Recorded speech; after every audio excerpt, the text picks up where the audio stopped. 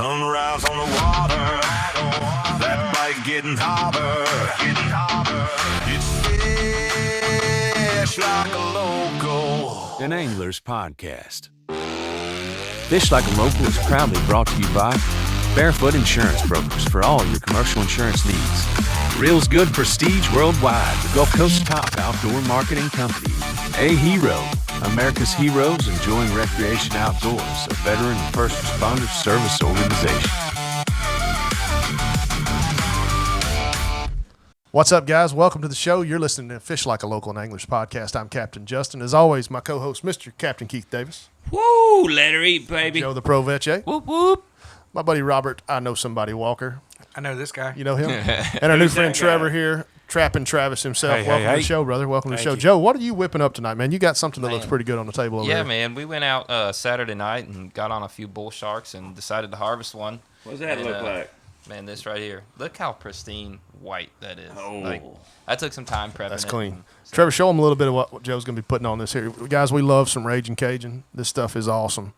Joe, I don't know how you're going to be using that tonight or your plan for it, but I'm already excited about it. Yeah, I'm just going to use a little bit. I'm going to do a brown butter base with rosemary on top of this shark. That sounds good. Sounds good. Oh, I'm hungry. Well, have you already got it started? I smell something over there. Yeah, I've got some brown butter going, man. I'm pretty much ready to start cooking. Robert, you've been in the restaurant industry and stuff, did a lot of cooking yourself, man. What do you think about this? Man, you cannot go wrong with blackening anything. No. Gotcha. Let's see Well, what I'm this excited, guy's man. got. I'm excited. So tonight we're talking about sharks. Obviously, as Joe brought some out, sharks on the reef fishing, you name it, guys. They're everywhere on the beach where you're swimming. Whether you like it or not, they're already there. They are. Keith, you had any run-ins with that on the beach yet? Oh, we have. But Joe the Pro on his separate page has got some cool stuff going right now. Tell us a little bit about that, Joe. Yeah, I'm going to start a strictly shark fishing series on all my platforms. It's gonna be awesome. The goal is to have a video of each species in the sharks that we have here on the coast. That's cool. So I'm not going to put great white into that because that's way out of proportion. But, like sandbar, fine tooth, bull shark, nurse shark, Like sharp nose. yeah, sharp nose, bonnet heads, all of them. I'm Spinner. going to put them all in there. I love to see the spinners. You know, up here. it's funny he said this about great whites because a lot of people go, oh, they're not here. They are here. They are here. They track them in the They Gulf are of America, tracked. real close to here. So let me ask a question. Why is everybody so scared of sharks? Because 95% of our fish down here get quite a bit large or both a lot of freaking teeth. It's just another fish. I mean, a lot of it's media, too. And Yes. it goes back to the movie Jaws. Our producer, Gio, he won't even get in the water because he thinks he's going to get eaten by a shark. And I tell him all the time, I'm like, you've never heard of anybody being eaten by a shark. Yes. But when that shark realizes you're not its natural food, it doesn't spitting you typically come back and keep devouring you until you're gone. They prefer surfers. They not fishermen. Oh, yeah, 100%. Trevor, you had any experience with sharks? I know you've been fishing a lot more here on the coast. Yeah, so spearfishing. I've had a little bump in over at Cotton Bayou. About 9-foot shark came swimming up next to me and Said hello. I was right out the water. It scared me. It scared me a little bit. So what about reef fishing? So that's something that really Keith and I running charters that we run into a lot. I was out on one yesterday. The snapper bite's been a little slow. The fish we were hooking, even the dolphins were gone. So we were kind of expecting, hey, we're going to land some fish today. And on one of the areas we like to fish, we hooked into multiple sharks that just took leader and everything up to the lead. It may have been the same one, I don't know, but it was several times in a row, every drop. Really? We would hook a fish, boom, gone. And a lot of times, in my opinion, you can tell the difference between a dolphin and a shark. The dolphin, a lot of times, will just snatch it off your hook. Yeah. Shark takes everything, destroys it. So if y'all run it, I know y'all were out recently doing some reef fishing, right? So, yeah, we went out about 40 miles, though. I mean, how close were you in? We were about 10 miles out. 10 miles out. I mean, that makes a little more sense. I think a lot of them right now, especially, they're just kind of closer in. I mean, don't get me wrong, they're out in the deep water, too, but... Oh, yeah. You know how to tell if there's sharks in Now, there. if you're 100 miles out and 5,000 foot of water and you Yeah, hook into a blackfin tuna and you just get back the lips. Yeah. We had Gio out. He pulled one in, and I think we were about close to 30 miles out, and it took him I don't know, a good 5-10 minutes. He brought it back in, and it was just the head of the snapper.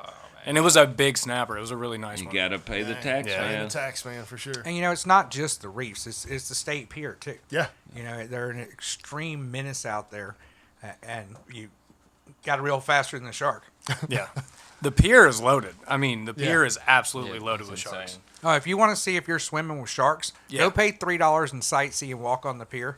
And just look. Yeah, go watch somebody pull in a Spanish mackerel and see if they get it back. If you want to spend a little more money and see those sharks, get in a parasail.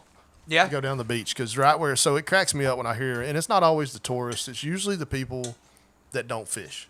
It's all stereotypical. Yeah. They're pushing, run the fishermen off. They're the reason the sharks are here. I hate to tell you folks, I know none of you are probably watching this show, but if you have a family member on this boat, tell them those sharks have been there before fishermen even existed. They've been swimming in a foot of water for years and years and years, whether we're fishing or not. We are in their house. Yeah, you're in their living room We when are you all take your in their kids swimming. house. So it's Dave Stiller, he's a big advocate for reducing them. Apex. And Apex, we'll have Dave on pretty soon again. We did some work with him recently, and he's doing a great job helping with that population control. It's kind of like deer. So Keith, you deer hunted. Yes, sir. So how does that affect like the land management side with deer? We're growing as a human race and taking over more areas in those animals. Well, I mean, look at us right here. Say just Baldwin County in general. Here we are. We're 8 miles from the beach, and we are building so fast Booming. that these critters Booming. have nowhere to go. We're talking turkey, deer, rabbit, squirrel, any type of wildlife. They've got nowhere to go because we're just making it a concrete jungle. Yeah. Textbook scenario, Pelham, Alabama, Oak Mountain State Park. You were not allowed to shoot deer in there. And the deer were so small, they were like the size of dogs, that they had to start doing a lottery and bringing bow hunters in to take out part of that population In every suburbia. year. Because they were fighting so much there was just no food and, for them. and lethargic. If you compare that to a bass pond that has nobody fishing it, and you go there and you catch 1 or 2 fish that are like They're 2 skinny. pounds, and they're lethargic. They haven't eaten, because the bass have completely depleted the food source in that body of water. And so what's happening out in the Gulf, and this is just my opinion, so maybe you guys see it different, but so in Alabama especially, I know they're all through Florida and all, it's a nightmare too, but Alabama, we have the largest artificial reef program, I believe, in the world. So we're basically that concrete jungle that we're building on land that's running the deer and other animals out. We're not running them out in the Gulf. It's reverse that. We're building these habitats that are loading up with fish like red snapper. And these sharks Government housing. This is a All you buffet can eat line. When these buffet. boats pull up, we can sit down here and pick their fish off. I mean, you think about we got 34 miles of beach, 14,400 plus reefs. They just dropped that casino boat, Yeah. today. Today, yeah. They dropped the Argosy 6, About 23 miles off, Yep. in 122 feet of water. Yes, it's going to be 2 or 3 years before the fishermen can go out there and fish it. The divers can enjoy the dive. What's a realistic time frame See, that becomes populated? I wonder about that, too. I wonder about that all the time because when I was growing up, I could throw a 20-ounce Coke ball in the creek, and I'd have a minnow in it to use for bait in a few minutes. Yeah. When those small bait fish are looking for somewhere to hide, Yeah. they're going to go in that boat tomorrow. Yeah, but when does it thrive? You know what I mean? When it That's a great becomes its question. own ecosystem. And we're not biologists. We don't know, but I'm guessing 2 to 3 years. So I'm going to throw this one out to the Southern U boys and podcast Southern U. I believe Taylor told me that his partners were biologists on that, and I know they did some stuff talking about sharks recently too. So if you guys are catching any of these episodes, Taylor, I'll tag you in it. Ask your buddies and see if they got any insight on that, on these artificial reefs, how quick those fish populate those, or what that might be. Or if anybody else watching has that, comment below. Let us know what you think. Yeah, because, I mean, how long does it take for a barnacle to grow on your boat if you don't pull it out of the water? Not long. Not long. Not long. Not Okay. long. Yeah. And So- that's the start. How long does it take for algae to grow on your boat if you don't pull it out of the Not water? long. About 5 minutes. So we leave them down here in the Bon Secours River in about 10 minutes. You're So, covered. so do you think that thing could, actually start thriving within a matter of a couple of days? It's going to be It's a gonna have hiding. life. Yeah, there'll be Yeah. octopus in there tomorrow. It's Yeah. possible. It's going to be a hiding hole for sure. Yeah. And a grouper may find its home in there fairly quickly. Yeah, as soon as a shark chases something, and it sees that boat, it's going in there. Yeah. Well, I'm assuming they put it in one of the reef zones. I'd have to look and see which one. Those reef zones they space them out in there. Yeah, and the So fish that- travel. The fish travel in that, so it's probably honestly something that big. I could see populating up pretty quick. I mean, have you ever been up next to one of those casino boats over? They're Huge. huge. Giant. It's the size of a small town. Yeah, and I believe that one's like 410-ish feet. You know, sunk at 122, but You can drift that thing all day. What- you can. So how big's the Lulu? 250-ish. Yeah, I was going to say 240. some of those are my favorite ones to fish for that reason because I don't have an issue with other boats pulling up when I'm on a reef. In fact, I'm for that. I vote for that to happen as long as they're courteous because to me that's like ringing a dinner bell. And if you got a big reef like the Lulu or the New Venture or now this boat, to me that's awesome. You know, the pyramids are great and I know they're great habitats, but it seems like those bigger structures, that's just, man, we got so many fish. You know, you start at the top of the current and drift it down. You and your buddies that you meet out there just circle back around, do it over and over again. And you know those schools of bait that move around out there between those reefs, they're going to see that like, oh, crap, I can hide here. Yeah. And that's going to draw the pelagics that are already traveling. So, I mean, I don't think it'll take long. I'm curious to see if any of the scientists actually answer us on I that or would like to biologists know know. what. Yeah, I'd like to know the answer to that. But it's kind of cool. So the guy that, you know, doesn't have a trolling motor with spot lock, you know, Big reef like that. now can be you've busy. got 400 plus feet to drift, catch awesome. the current, catch the wind. Yeah, we've got those aircraft carriers out there. Yeah. You can do that on. Joe, how we doing over there, man? Man, dude, it's starting to It's smell starting good. to smell It's good. Hey, starting to are smell you- good. Sitting here all this Are you where- blackening that fish or are you bronzing it? We got more blackening seasoning. dude. I just wanted to put a touch in there. I really wanted Okay. everybody to actually taste the flavor from Heard. the shark. Okay. Heard. The rosemary is probably going to cover up any fishy taste that's left, if there is any. I was just say shark doesn't often have. I fish see taste. no blood on that. No, fillet. dude, I spent hours prepping this. It's going to be probably the best. And I shark think- So we've had. give us a little bit of that process to the folks at home listening to this and watching. Back up and tell us where you caught it. Were you How surf yeah, fishing? let's talk Were about you the on night a- it happened. Okay. The give me night one it went second. down. Let me base this real quick. So, I was out on Fort Morgan in search of a man-eater bull shark. Like, I was out to catch that 8 to 9 footer. So I was putting baits out the size of my torso, easily 5 to 10 pound range baits. Wow. I didn't hook into a man-eater. Dude, I caught 2 bull sharks that were 5 to 6 foot range, and the bigger one, it was about 60 inches, decided to swallow the hook, and it went in his gills. He volunteered to come home. And Is what you're saying. he voluntarily bled himself out for me. So I didn't have to do much bleed out process. So I immediately gutted it on the beach, got it home, put it on ice for a little bit, come outside, cut the skin away. I left probably 3/4 of meat all the way around, left all that blood stuff out, and I cut down the cartilage down the backbone and cut steaks off it and continued to cut the remnants of the bloodline that was left, and that leaves you with this super pristine white meat. And then I soaked it in milk overnight, 2 days. So are you a fan of whole milk for that, buttermilk for that? You could Does it use matter? either or. You It know? doesn't matter. So Robert? I know you come from the food background a little bit. What is it in milk that does that? Is it the lactic acid? What helps with that?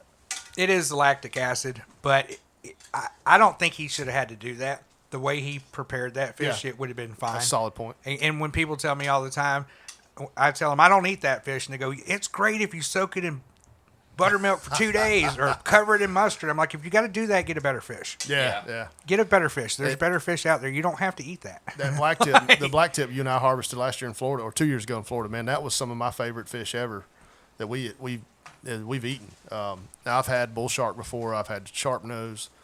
Black tip. Yeah, I'm pretty excited to try this. But Trevor, as far as sharks, have you eaten any sharks yet? No, not down here. I tried some up in Cincinnati, which There's no sharks in there's Cincinnati. no sense. Yeah, exactly. There's no sharks in Cincinnati. There so is on the street. It was pretty gross, to say the Public least. service announcement to Yeah. the tourists coming to the beach. There is no crab legs that are harvested here. The Alaskan crab legs Or are from salmon. Alaska. Do not come here for snow crab. If you come here for snow crab, we don't have snow very often.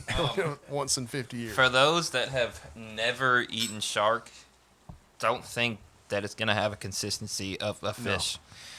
It's got a little more chewy consistency, and it's kind of stringy like a piece of chicken.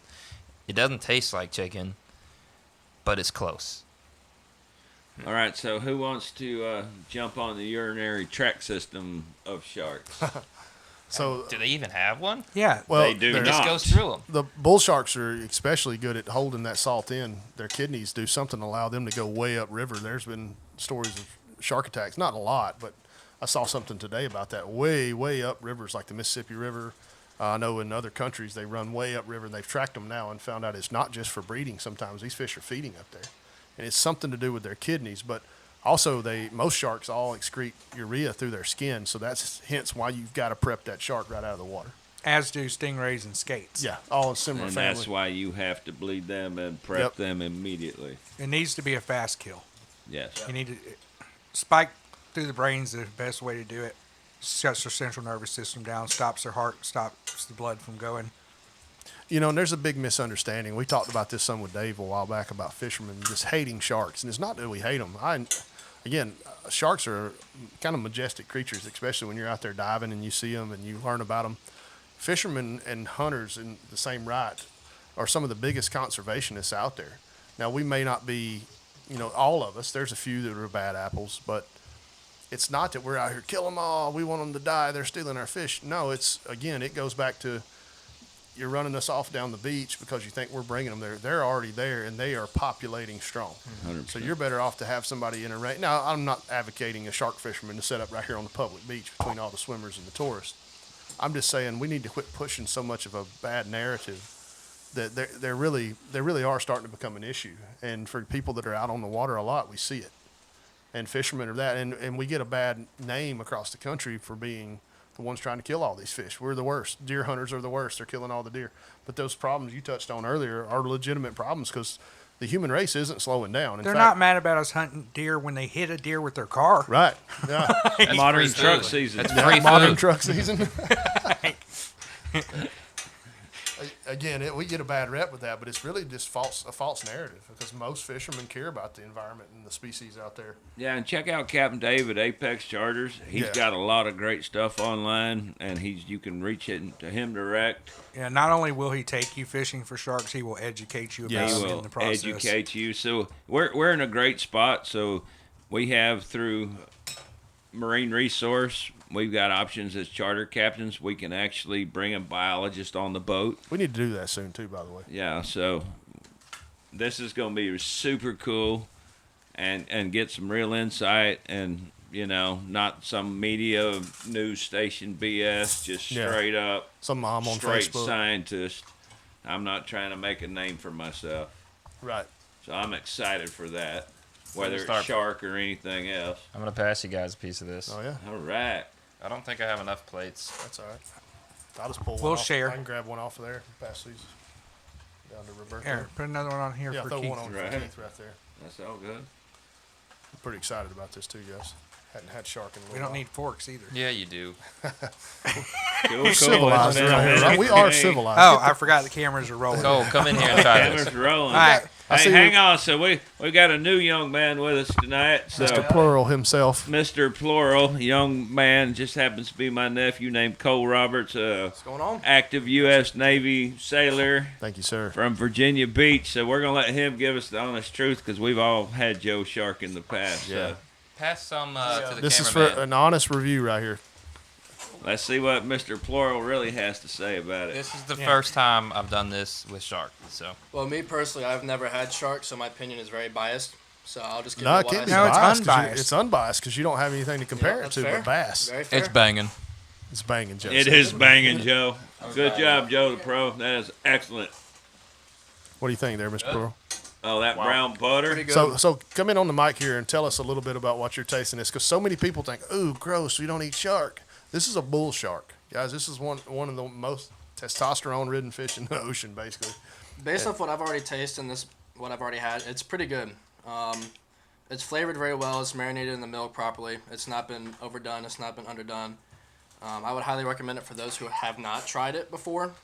In my case, myself, I've not tried it, and it's pretty good right off the bat. What would you say that texture's like? Like Joe gave a good description there. In my opinion, what do you feel about that? Is it close to like the chicken of the sea here? Or? A little bit. I mean, it's hard for me to give a full description, but in just the one bite, it's smooth. It goes down good. It's not like you're It's not like you're trying to fight an asparagus to go down with it being stretched or anything like that. It's You it's hating on very asparagus? No, I'm just kidding. I always go back to. I agree with what you said earlier. Black tip is my favorite. That's a good eating fish. But the way he prepped that, he took care of the fish, sitting here and the smelling way he prepped it and cooked it, that is like filet versus we're used to our other fish that are white flaky meat. That is melt in your mouth, Yeah. butter, It's like good. a good filet. It's good. It does have a That few is really chewy spots, but besides that, it's good. It's like chicken, man. Absolutely. I think it's better than chicken. Yeah, it's a steaky fish. It's a steaky fish. It's And that's how y'all should describe it. Not chewy. It's a steaky it's a melt in your mouth fish. like a properly cooked filet. Yeah, like swordfish is a steaky fish. Mahi, tuna, those are all steaky fish. Yeah, I cooked swordfish this way last year, and it was phenomenal. Great job, Joe. What I like Absolutely. about it, what you're saying there with those type steak like fillets, they still flake. They just flake differently. Right. Like it's still not the stringy like chicken or something. It's like the rings inside of a tree. Yeah. The way the meat pulls off Yeah. in those circles. I'm glad you started that butter early because I like the butter flavor. That was excellent. That was good. Absolutely Yeah. excellent. The Raging Cajun, just that's enough just of that little blackening season from That butter just Acadia did something. Kitchen. It's good. There was almost a sweet And- taste of that. Now- What'd you think, Trevor? But Delicious. it didn't hurt that Absolutely. the rosemary and basil were picked 30 minutes ago in Keith's Oh garden. yeah, Captain Keith's got a green thumb here. No, guy's well, right in It's all those green beers you drink, isn't it? yeah, no, that's Mandy Gal. That's all That Mandy was Gal. Mandy Gal. Thank you, Mandy Gal. Thank you, Mandy Gal. Good deal. So That's Cole's Aunt Mandy. So, Cole, lean in and Mike, tell us what you're doing up there. You're fixing to go back to Virginia Beach. I And am. How long are you going to be stationed there? I am stationed there for 4.5 years. I am an electronics warfare tech. I can't go too deep of it, but as far as I do everything as far as communications, and I keep everybody in the know of what is going on in the field. And if something goes wrong, comms go down, I go out there and fix it. well, let's type get of deal. down to nitty-gritty. What kind of fishing you got going up there? Yeah. Haven't gotten too much into it. I recently just got through bass fishing not too long ago at my own place. Did a little pond hopping is what I Oh, heard. absolutely. Pond hopping, walking around the pond, trying to find out where these bass are hanging out when it comes to either structures or hang out in the grass and underneath the moss beds. I've always been a bass angler. Just now getting back into saltwater, and it's a struggle. Pulled any big ones out of there? The last big one I pulled out of one of these ponds I was jumping around was about an 8-pounder. Nice. I'd say that's a big one for a pond. Absolutely. Fish. For So- a golf water hazard, absolutely. Any of you guys ever watch AO fishing or fishing with smalls on YouTube? Some local Alabama guys that bass fish. They call them whacking fat sallies. That makes me laugh every time. Sound like you whack some fat sallies up there. I have. My biggest one right now is sitting at 11 pounds. Stud. I Bucket was mouth. about 8 years old when I caught him out of a 20 years old. He was 8 when he caught an 11-pound PB largemouth. Are you I still kidding? ain't caught In one of a them. golf course hazard. Well, this one was In in a a golf course privately owned hazard pond. pond. This privately owned pond, I got permission a long time ago. Not anymore. The owner doesn't want me over there anymore for whatever reason. You caught his 11-pound bass. I did. Hey, finders keepers, in my opinion. I got to him Dunzo. first. But no, I'm getting back into it. And like yesterday, was going fishing with Captain Keith over here, and flounder fishing kicked my tail. I don't know what it was. He hooked one right in front of me, and I missed it. And So what did you catch yesterday? I caught a croaker after 3 hours of fishing. Ripped it on A little shrimp. slow yesterday. It was Good croaker. sometimes it'd be like that. Yeah. I That's think why you it's called fished with the fishing wrong and one. not I catching. did. I think Joe the Pro's right. Joe the Pro needs to take him. I might need to go with him. But no, croaker definitely gave me a fight. It made me think it was a flounder at first because, again, I've never caught one. I don't know what the bite feels You know, like. some of those croaker too. They're not only are they a great eating fish when they get a little bigger, but the bull croakers, man, we've caught them as big as redfish sometimes. They get huge when you start. What time of year is that, Robert? We brought all those to your tournament. That's October, right? October. It's a fall last time. week. It's a late fall kind of thing. Yeah, late in, fall. in the West Pass. there in If you know Lagoon. where to find them. Yeah, they're I stacked. mean, we got the bussies bringing in 2-pound croakers in June to the tournaments. You know, Little Lagoon has some nice. Oh yeah, we've caught some studs. So in tell there. us about what you've been doing. Tell us what you've been doing, Trevor. what's that dolphin? Trapping, man. Trapping. Trapping, Been, Trevor. What you trapping? All kinds of stuff, man. We've been doing a lot of just inshore lagoon stuff, catching trout, redfish, obviously. Now you're a contractor by trade, right? I am. What's the name of I your am. business? Mad Construction. Mad Construction here in Baldwin County. You work at all the cities here, county, wherever you at. Yeah, we're Commercial, all Alabama, residential? So Little shout out for Trevor there. yeah, thanks. You guys need a little Appreciate work that. done. Commercial, residential, yeah. Actually getting ready to get my commercial GC. So Awesome. Very good. yeah, 4 stories and under. So what you're saying is Nothing you're too probably not big. going to be able to fish much after that? I always got time for Okay, fishing. okay. I stay up late. You know, How them lights been doing over there? they've been doing great, man. Me and Yeah? Gio went out the other night and we tore them up. He told us Amelia caught a 19-inch flounder. She did. She caught a Nice. large flounder, and that was her first time out. And she just on an X wrap. That's that- awesome. Wow. Yeah, our wives do that shit to us all the time. Yeah, yeah. Yeah, It My wife pisses, doesn't. She it won't go pisses out. me off. Yeah. So, mine doesn't go out for that so reason. fun story about wives kicking their butts. We were out on the boat last year, and we had chum snapper to the surface. We had them just all behind the boat. We've been freelining baits to them. We kind of got over that. So I grabbed one of those Lunker Hunt distress lures that we love so much. And I'm throwing this thing out there and just ripping it and working it like I think it's supposed to be done. Yeah. You know, whether you're bass fishing, redfish fishing, whatever you're doing with it, the snapper are just ignoring it. So this is where you never stop learning when it comes to fishing, because I'm thinking I'm doing this right. This is how it's done. I hand this rod to my wife. She throws like once or twice and sets the hook. Keith's on the boat that day with me. Yes, sir. Sets the hook, snapper smashes it. And I said, what were you doing that I wasn't? I was sitting throwing that thing for 30 minutes. Couldn't get one of them to eat it. And I could see them. I was hitting them in the head with it almost, throwing it past them, bringing it back to them. She said, I just left it out there and was just doing this. And it got smoked. It was like a Just largemouth whispering bass it. coming up and smoking that thing. So, yeah, that's sometimes when you think you know, Kinda- if you ever get narrow-minded kinda on something. reminds me, another story. Little lagoon. You fished the living smash Oh, yeah. out of this flounder hole, and little Joe the pro over here, Mr. Flounder pounder. Flounder pounder, shark cooking man, throws one, and it gets away from him. The wind grabs it Off the roof. off the roof of a boathouse. Trickle, trickle, trickle. It hits the water, and within a foot and a half, he smashes a flounder. And Justin's been fishing this hole for I'm about throwing the 3 same minutes. bait, the same size line, same jig head. Only thing different is I'm holding the rod and Joe's not. You weren't holding Joe, your mouth right. Joe literally bounces like I'm thinking he calls his shot off the roof, nothing but net flounder. And I'm literally hit that spot and hit that spot and hit that spot. It seemed like it was 30 plus times. I swear, some people are just fishy. Yeah. I don't get it. Joe smells that way some days. Yeah. When I catch fish That's what it is. and you don't, Go to a mud hole and catch a fish. Yeah. That guy I believe can. that. 100%. That So, guy can. Corbin's buddy, we fishing last year. I can't Oh, think of his yeah. name. Please forgive me if you're watching the channel. I'm sure we'll see you fish with you again with Corbin. But I can't he tells me, Joe, and Keith right before the Alabama Deep Sea Rodeo. He says, Joe tells us enter the lunker division for speckled trout. they didn't listen. Me and Corbin sit and talk about it, and this guy looks at me and he says, I'm lucky. I'm going to catch a big fish. I do it all the time out in California. I do this and that. I'm just lucky I catch big fish. And I'm thinking he's just blowing smoke. You know, he's being one of the guys talking a little trash. And Joe says, yeah, fish the lunker. It's a better chance than getting an aggregate. And we went aggregate. So we caught every fish that night was pretty much lunker. They were all oversized. But this guy, how long were we out there, Joe? We weren't. Dude, we were out there. The sun had went down 30 minutes, Over 29-inch trout. and you let a winning trout swim away.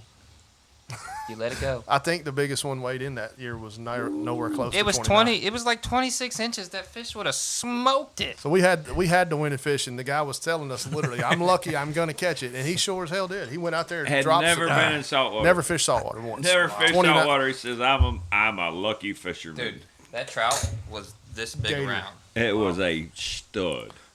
And I know you, We all caught good trout that night, just none of them fit the aggregate that we were fishing. They were all just oversized. I know it's always about the money, but if you're targeting a specific species in a tournament, you should buy into the lunker. Yeah. I learned that the hard way. I did. It didn't do me any good. Now, unfortunately, Floribama got rescheduled and then canceled this year. You know, in that tournament, Joe and I are fishing multiple species. Yeah. You know, we're trying to get that master angler. We're trying to get that trash can slam. We're trying to hit all 26 species that we Yeah. can. I think last year I weighed 8. Yeah.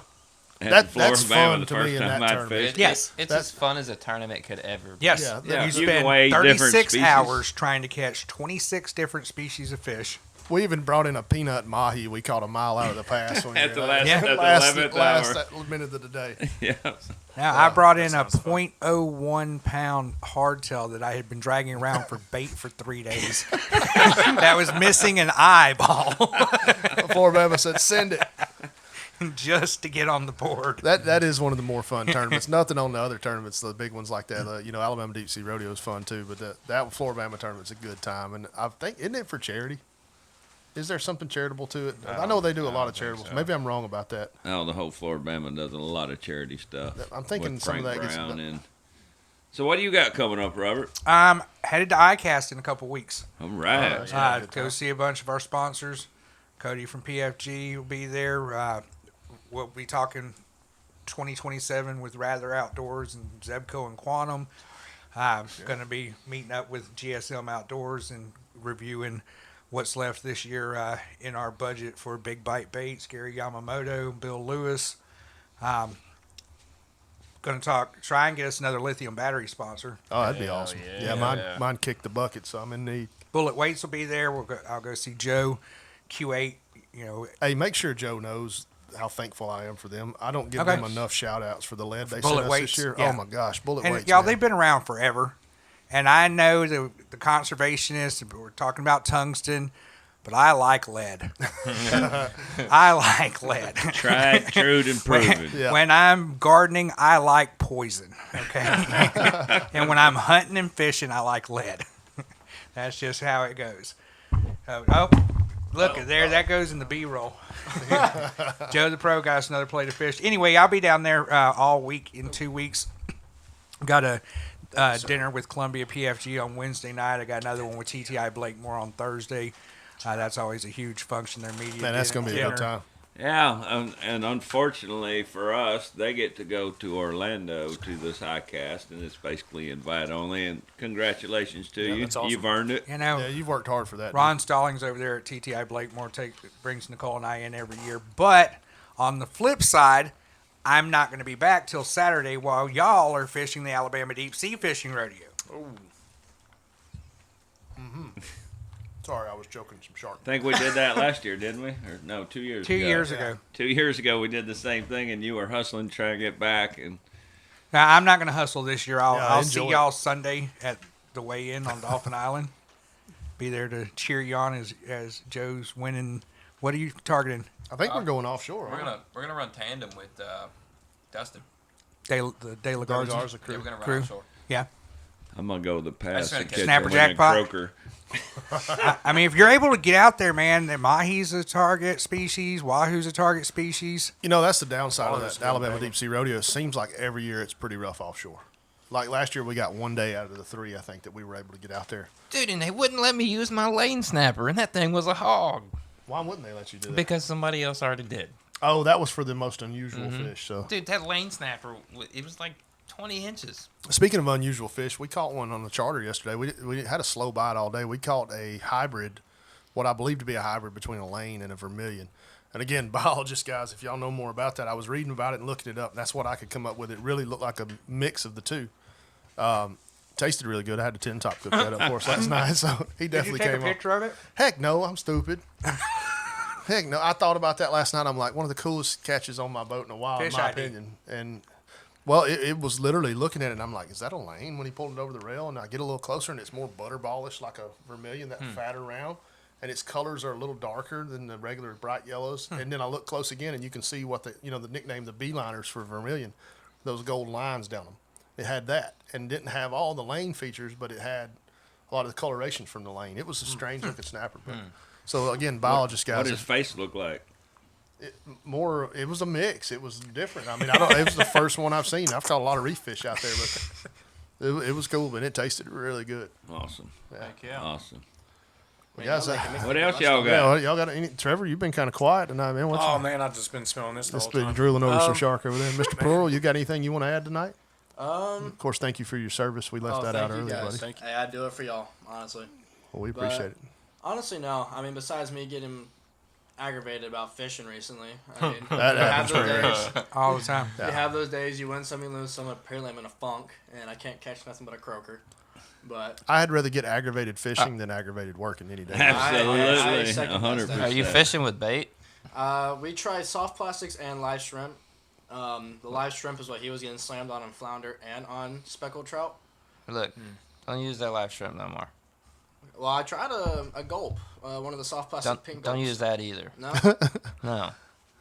that's what What I was should he giving a use? whirl. What should he use, Joe? Drop some knowledge here for him. He's a freshwater guy. Q8 curly tail grubs. They've got some new colors. I really like this like orangish pink color. I don't Like salmon. yeah, salmon. I want It's really good. The white's Fish really those good. sisters. them.